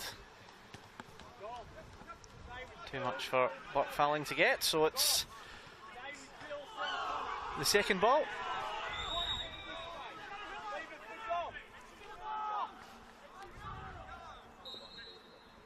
Fouling floats it in right on top of Conway, but Conway gets there.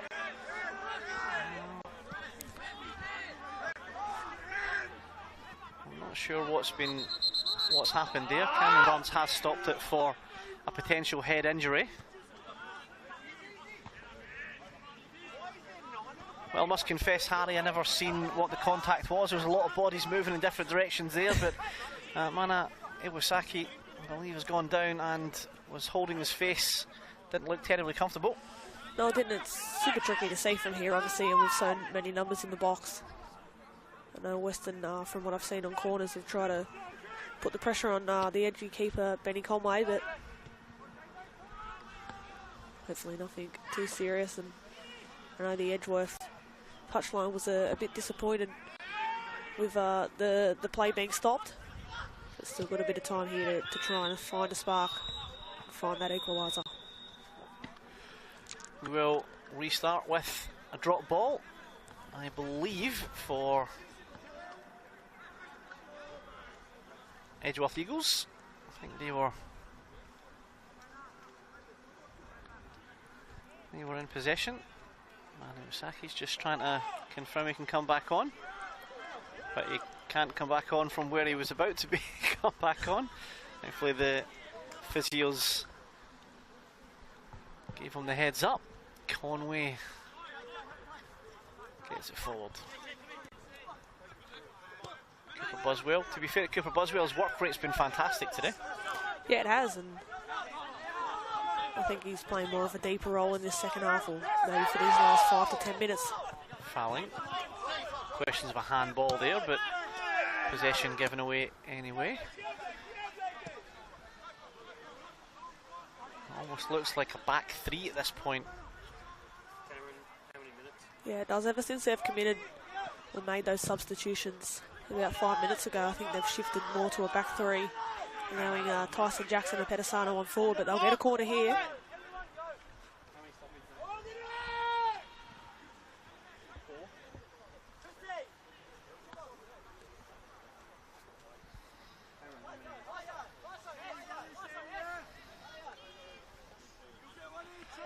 Five minutes of stoppage time here. We have 5 minutes to go. It is 2-1 to Weston Bears. Another goal here from Edgeworth will send us into extra time potentially. The ball is floated in. It looks like it'll be another corner. And it is.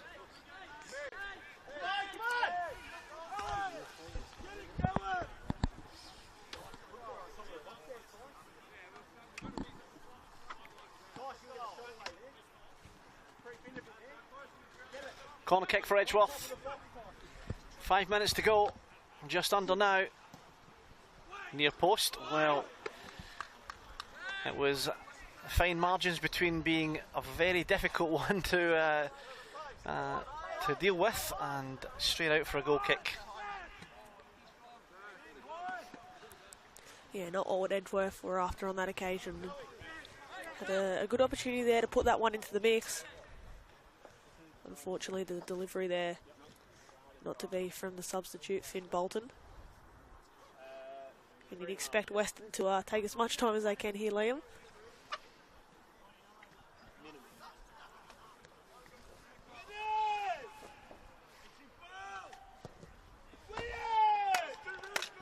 Pedisano, good control. He's got a bit of real estate in front of him, but Falling chasing him down. Pedisano cuts it inside. Tries to find Van Haren, but doesn't make the pass. Hadfield. Evans. Buswell. Like you said, Connor. Like you said, Harry, a little bit deeper in this second half. Yeah, just utilising him when they can get him on the ball. It's in no rush to go forward, but certainly a very creative player.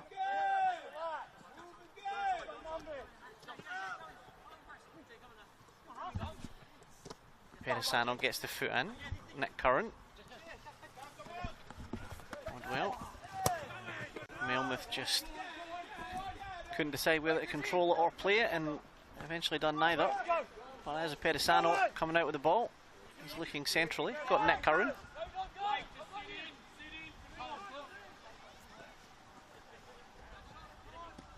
Nick Curran plays it back. Ready?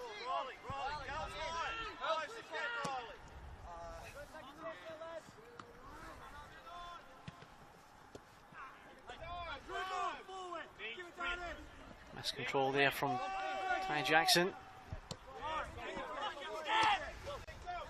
He's looking on the rest of his team to step up and put the same pressure he's putting on. Dominic Archbold.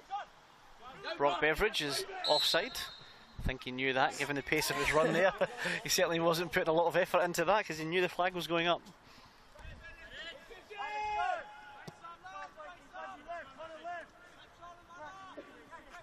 Certainly now or never now for the Eagles if they are to find that goal.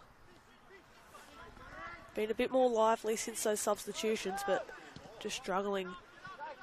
And Weston as well, credit to their defence tonight as well. They've seen out all the opportunities that Edgeworth are throwing them. It's not over yet.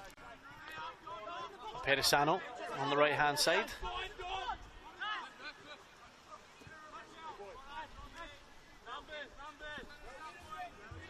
Well, with the throw in for the nominal home side tonight. Last couple of minutes. 2-1 to the Weston Bears.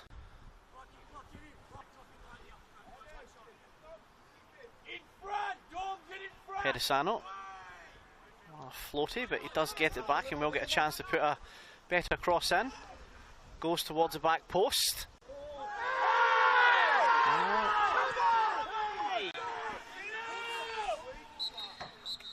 Well, that is full time here at Lake Macquarie Regional Football Facility.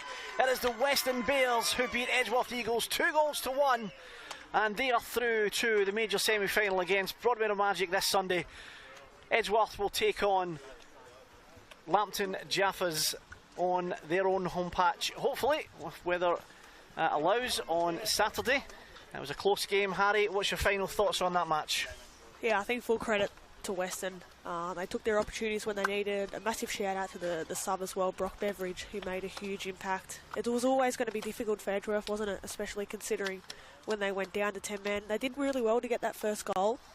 Huge confidence boost from that, but overall Weston just the stronger team at the end of the day. Excellent. Thanks very much for your company tonight, Harry. Thank you to you for watching tonight on YouTube over Northern and New South Wales, and look forward to seeing you all again for this weekend's finals. Check out the Northern New South Wales Football website for all the details of all the matches. I've been Liam Bentley. Thank you very much.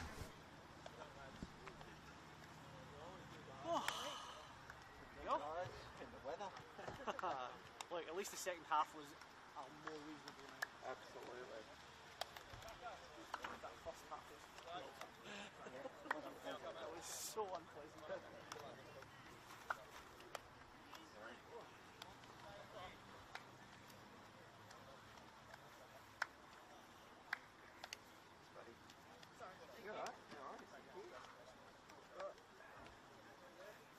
All right, mate.